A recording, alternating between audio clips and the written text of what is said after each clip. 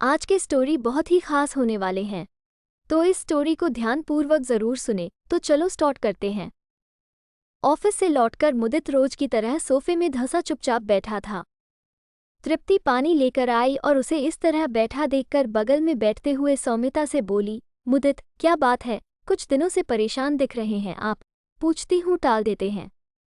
Please बताइए, शायद कुछ मदद कर सकूं। हालांकि तृप्ति को उम्मीद कम थी कि मुदित कुछ बताएगा, फिर भी उसने मुदित की हथेली अपनी हथेलियों में रखते हुए कहा, कह देने से मन हल्का हो जाता है। इस बार मुदित ने तृप्ति की ओर देखा, गहरी सांस ली और हल्के से बोला, तुम कहती हो कि तुम मेरी खुशी के लिए कुछ भी कर सकती हो। आंखों में प्रश्न भाव लिए मुदित तृप्ति के चेहरे पर नजरें गड़ाए बैठा था।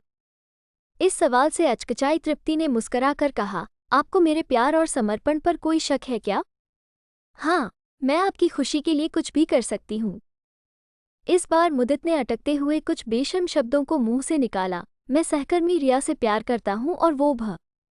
हम दोनों शादी करना चाहते हैं, तुम समझ रही हो ना? बात पूरी होने तक तृप्ति मुदित का हाथ छोड़ चुकी थी। आंखें डबडबा रही थीं और रक्तचाप गिरने की वजह से शरीर कांप रहा था। वो उठी और अपने कमरे में बंद हो गई। ये क्या हुआ? आखिर क्यों? इतना प्रेम और समर्पण फिर भी ऐसी नियति? ये वही मुदित है जो उसके जॉब करने की बात पर बोला था कि तुम्हें मर्दों के साथ रहने का ज्यादा शौक है क्या? और उच्च शिक्षित तृप्ति ने अपनी महत्वाकांक्षाओं को तिलांजलि देकर घर को और मुदित के जीवन को संवारने में खुद को खुशी खुशी व्यस्त कर लिया। और आज तृप्ति की आंखें रो रोकर सूज गई थीं। किंकर्तव्य विमूढ़ तृप्ति का दिमाग शून्य हो चुका था। तृप्ति ने ब्लेड उठाया और कलाई पर रखा ही था कि उसे नन्हे सोमू का ख्याल आ गया, जो वहीं गहरी नींद में सो रहा था। एक पल में होता हादसा बच गया। तृप्ति ने अगले ही पल दरवाजा खोला, उसके हाथ में एक सूटकेस था। मुदित चुपचाप खड़ा था। तृप्ति ने उसे सूटकेस पकड़ाते हुए दृढ़ता से कहा, हाँ, आपकी खुशी के लिए कुछ भी कर सकती हूँ।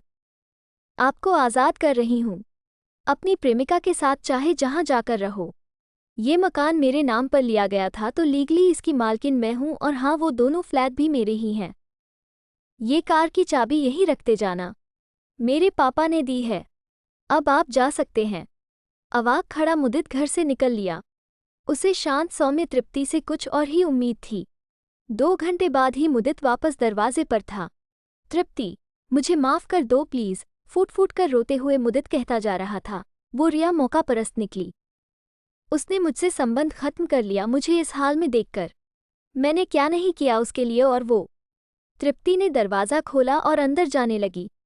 पीछे पीछे मुदित माफ़ी मांगते हुए अंदर आ गया। माफ़ कर दो ना मुझे, मैं भटक गया था।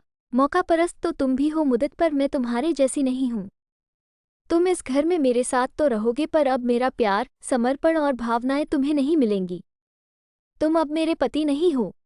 मेरा पति उसी दिन खो गया था जब उसके मन में किसी और के लिए आकर्षण पैदा हुआ। अब तुम सिर्फ एक परित्यक्त हो। कहकर तृप्ति सोमू को लेकर अपने कमरे में चली गई। ये स्टोरी आपको कैसा लगा, कमेंट में ज़रूर बताना। अगर आपको अच्छा लगा तो मेरे चैनल को लाइक शेयर सब्सक्राइब ज़रूर करें। मिलते हैं नेक्स्ट वीडियो में, तब तक के लिए बाय।